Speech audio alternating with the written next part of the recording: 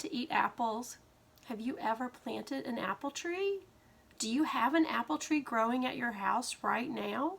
Have you ever picked an apple off of an apple tree and just eaten it right away?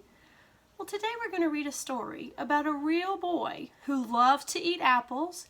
He loved to plant the seeds, and he loved to plant apple trees all over the place. His name was Johnny Appleseed. We're going to read a story about him now. Johnny Appleseed, written by Jodie Shepard, illustrated by Masumi Furukawa. Johnny Appleseed.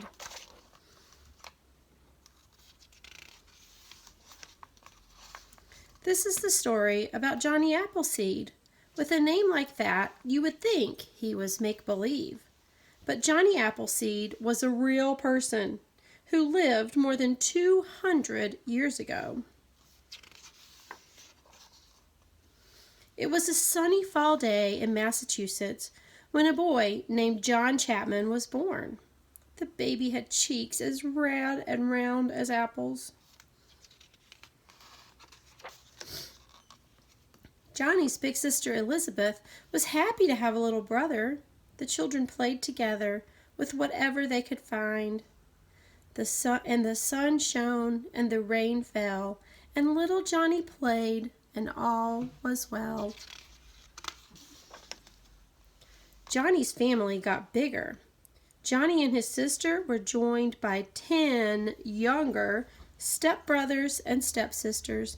What a busy, noisy home. Johnny would go outdoors when he needed quiet time. Sometimes he would walk along the river. The squishy mud felt good under his feet.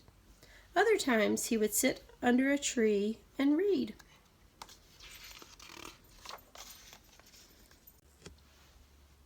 Johnny would watch the animals in the wild, the foxes playing in the meadows, and the deer dashing through the woods, and the birds soaring high in the wide blue sky.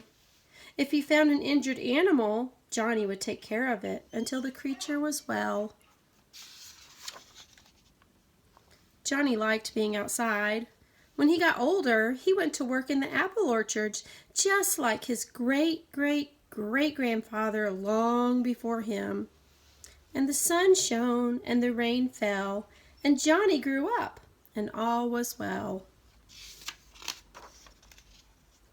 Johnny learned everything about growing apples. He was happy planting seeds, taking care of the trees, and munching on the delicious fruit. Lots of people were moving out west back then. When Johnny was all grown up, he decided to go west too. He didn't bring much with him. For a hat, he used his pot, and a burlap sack did fine for a shirt. And shoes? Well, why wear shoes when you have 2 perfectly good feet? Johnny traveled the countryside. The sun kept him warm by day, and the stars made a roof over his head at night. The rain washed him clean, and the animals kept him company. Sometimes Johnny would stop and plant apple seeds. As soon as the seedlings grew, he'd sell the small plants to families moving west. When they got to where they were going, the families planted Johnny's seedlings and grew trees of their own. Johnny was friends with everyone. Wherever he went, he'd bring seedlings, pitch in with chores, and share stories of his adventures. The seasons passed. Each fall, Johnny gathered seeds from the ripe apples. Every spring, he planted the seeds and passed the seedlings to settlers. He planted so many apple seeds that before long, people started calling him Johnny Appleseed. And the sun shone, and the rain fell, and trees filled the land, and all was well. Year after year, Johnny tended his orchards, visited friends and family, and slept under the stars. Because of him, people always had fresh fruit to eat. Because of him, the land grew more beautiful. Johnny Appleseed left behind thousands and thousands of apple trees all across America.